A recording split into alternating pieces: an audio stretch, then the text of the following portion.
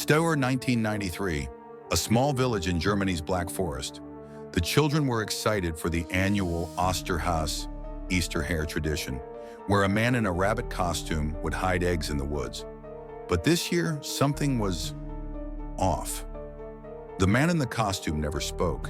His mask didn't quite fit, stretching at the seams like real skin. His gloves were damp, leaving behind a faint smell of copper. The parents dismissed it. They shouldn't have. Little Clara, 7 years old, was the first to vanish.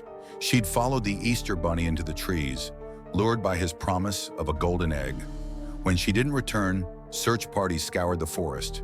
They found her pastel dress folded neatly on a tree stump, and beside it, a single blood-streaked eggshell. The village priest, Father Reinhardt, uncovered the truth. Centuries ago, the town had practiced a pagan ritual to bless the harvest, sacrificing a child to a hare-shaped deity. The Easter bunny was never a man in a costume. It was something far older, and it had returned. Only one child, Thomas, was found alive, hiding in a hollow tree, his eyes wide with terror. He whispered, "The bunny." It took off its face. Police dismissed it as trauma. But when they checked the church records, they found 12 missing children linked to Easter's past. All had last been seen following a tall rabbit. All had left behind painted eggs, filled with teeth. The case was closed. The village erased the Osterhaus tradition. But in 2017, an urban explorer sneaked into the abandoned town. His camera footage shows a rusted rabbit mask in the church basement, handprints, small, child-sized, on the walls, and a single sentence scratched into the altar, "He is hungry again." The explorer was never seen after posting the video. His last upload, a 3 a.m. live stream of something moving in the trees with long, twitching ears. The old abandoned Jameson farm had always been a place the locals whispered about. Nestled deep in the woods, the sprawling fields were overgrown, the house a skeletal silhouette against the stormy sky. But it was the rabbit warren that truly chilled the blood.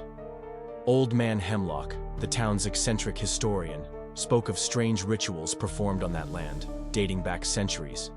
He claimed that the warren wasn't just home to ordinary rabbits, but something else. Something tied to the spring, to rebirth, but twisted, corrupted. Every Easter, strange occurrences plagued the town. Livestock would go missing, their remains found scattered near the warren, gnawed clean. Children spoke of seeing shadowy figures darting between the trees, of eyes glowing an unnatural red in the dark.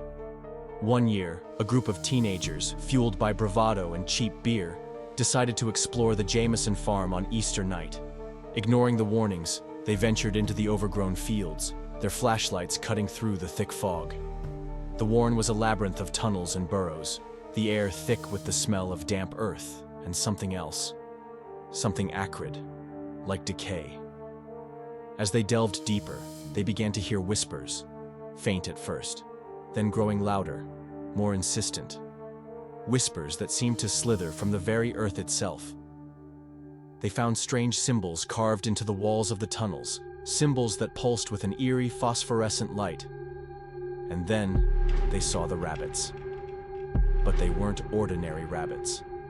Their eyes burned with that same unnatural red glow. Their teeth were elongated, their movements disturbingly swift and coordinated. They moved with a purpose, a hunger, that was terrifying to behold.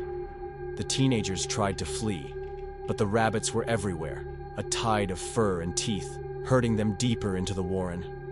The whispers intensified, coalescing into a single guttural voice that seemed to speak directly into their minds, promising pain, promising sacrifice. Only one of the teenagers, a girl named Sarah, escaped. She emerged from the woods half mad with terror, her clothes torn, her eyes wide with a horror that would never leave her. She tried to tell her story, but the townspeople dismissed it as a drunken hallucination. But every Easter, the whispers return, and the red eyes glow in the dark.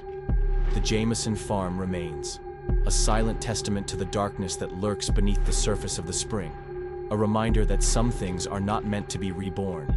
The rabbits still wait, and the warren is never forgotten. town of Hollow Creek had always had unusual Easter traditions. Instead of a cheerful bunny, they revered the Easter harvester, a figure from local folklore said to ensure a bountiful spring. He was depicted as a tall, cloaked figure with a rabbit skull mask who would leave blessings or curses. Every year, the townspeople would leave offerings at the edge of the Blackwood Forest, hoping to appease the harvester. But this year, the offerings weren't enough. It started subtly. First, a few townsfolk fell ill with a strange, wasting disease. Then, the livestock began to die, their bodies drained of blood. The whispers began. The harvester was displeased. A young woman named Sarah dismissed the superstitions. A rational doctor, she believed in science, not folklore.